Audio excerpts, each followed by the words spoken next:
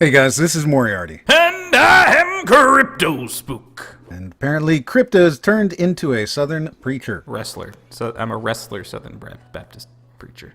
A wrestling Southern Baptist preacher. I'm not sure if that character already exists, but if it doesn't, it will now. We're taking a look at a game called Townsmen. Or Town's End. Is this a building game? You have to build your town? This is a build your town game. Okay. This is also a mobile port. A mobile port. Yes. So they ported a mobile game to PC? They ported a mobile game to PC. It still includes all of the things that you would expect from a mobile game. It still has multiple different currencies. You can pay with those currencies to make buildings go faster, and it obviously, when building a building, takes a long time to build things. The only difference that I can see between the mobile game and this game is the fact that they added in a 5x, which allows you to just kind of speed everything up, and they took away the pay for microtransaction bit. But otherwise, it is still a mobile game, which means you still have to click on things like you would on a mobile device. You still have to wait for things to build for a very long time. There's still that it takes forever to get stuff working portion of it. Oh, I can totally see that with the having to click the money off of the roofs. Yes, everything. That's a very tappy-tap game. Everything. This is absolutely 100% a clicker mobile game that has been ported to PC. And they did very little different. Like, it's still that game. It's not that it's not enjoyable to an extent. I mean, there's a reason why people play these mobile games, why they play them for so long. It is pretty. It's an attractive looking game. My biggest problem is that most of the functions of the game are still built around those mobile platforms. And it is not optimized for a PC gamer who is spending their time, potentially hours of their time, playing the game in a devoted way. Instead, what it's designed for is a mobile player who's picking up the game once every couple of hours and clicking on stuff. And that just doesn't translate very well to the PC. Now, thank God they introduced that 5x multiplier that allows time to go a little bit faster, though I found it very, very, very weird that whenever you do the 5x, all of the music stops. That is kind of weird. It's very weird, but everything else is still there. So you still have to click on things, which was incredibly annoying to me. You still have to wait outrageous amounts of time for things to be built. It's just very clearly designed in such a way that you're supposed to be micromanaging over a long period of time and then giving them $25 to get a whole bunch of the second currency in order to make shit actually go.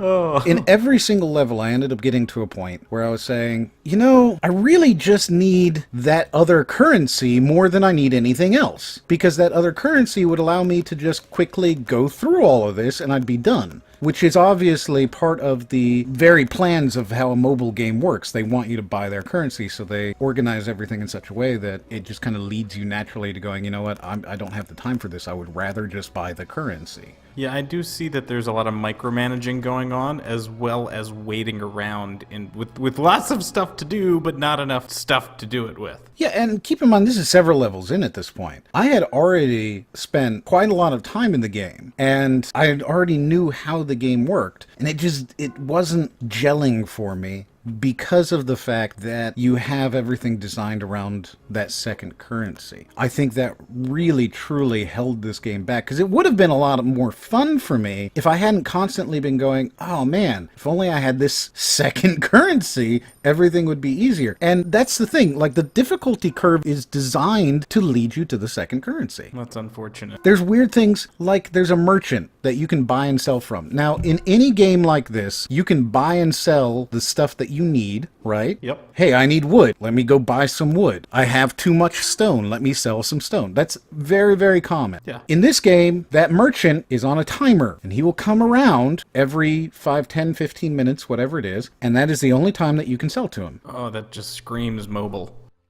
Screams mobile. The whole game is designed around that kind of mobile atmosphere. And it's not that it's not fun. That's the problem. It's that the difficulty ramps way the hell up halfway through any level, to where you are sitting there sometimes literally for half an hour waiting for something to happen. I just noticed that when you have it on 5x, there's the sound of a VCR fast forwarding. Yep.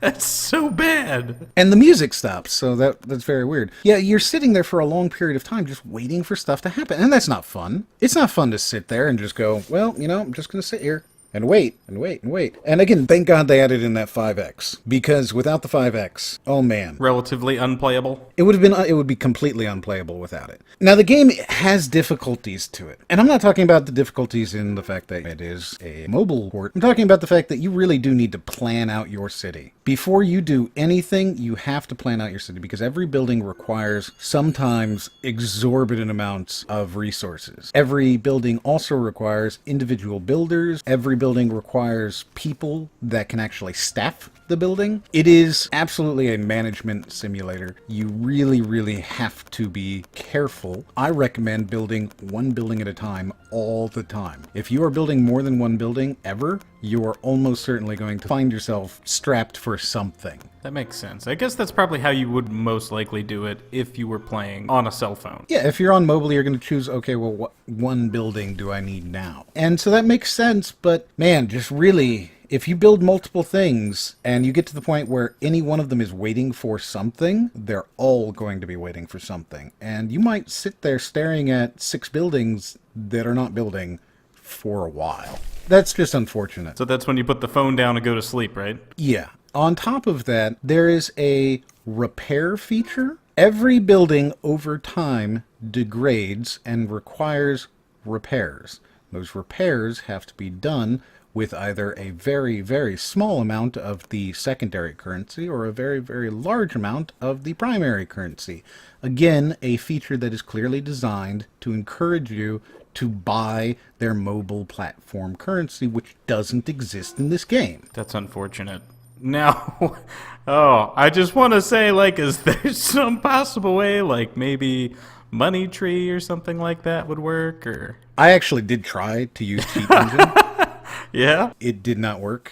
It actually has protections against that. Wow. Probably for the mobile portion of it, because, that would take away from their actual income. Yeah. But on PC, it's a game built around meeting their goals and defeating the level. It is not by any means a sandbox, have fun, right? That doesn't exist. You have very strict criteria for what you're trying to do in each level. So if you were to cheat, you would just ruin the game. There'd be no point in playing because you could just say, there you go, I have my 1,000 stone. Next level, please. Well, that's kind of unfortunate. So really, what I think they need to do is take the mobile out of this mobile port. Is there war in this game? Or is this just an economy simulator? There is combat, but you don't engage in the combat. You just hire guards, and then they go off, and they fight bandits if they happen to show up.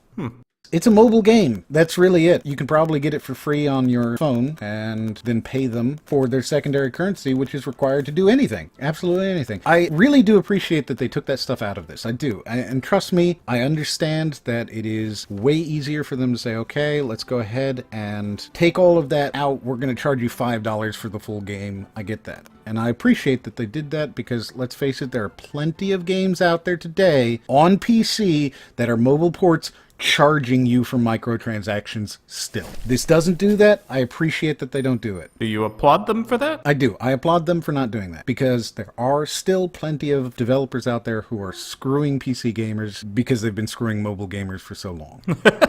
And they're happy to do it. So I'm happy that these people didn't do that. At the same time, this is not a game that I can recommend in any way unless you already know what you're getting into. If you're watching this and you're going, you know what, I can stand that, I can put up with that, I'm okay with it, I'm willing to spend a lot of time, I'll run it on my second monitor, whatever. Cool. You'll have fun with this game, but be prepared, it is a mobile game. No matter what. That's really what it is. You have to be prepared to go into playing a mobile game. The graphics are quite pretty, and from what I've heard of the soundtrack, it's actually pretty enjoyable. It's an enjoyable game. They didn't make a bad mobile game. They just made a mobile game. That's the complaint. Fair enough. It's not that the game is in any way a bad game. It's a fun game. If you weren't dealing with the fact that constantly clicking on everything, or how long everything takes to build, or the fact that all of your resources essentially point you towards, no, you should have this secondary currency. That was the problem. The problem for me really came down to, I can either spend 400 gold that will take me 10 iterations of my houses to get, or I can spend 2 of my secondary currency that I don't have. have. Was that the prestige thing? Yeah, and you get it every time you complete a mission, right? So you do get it. It shows up, and you still have that currency in the game. You're not paying for it, so, like, you can't just buy 1,000 currency, you know? Which is what this game is obviously geared towards. That makes sense. I don't think I would play the game. You know, I think it's interesting. I noticed that there were geese flying by overhead,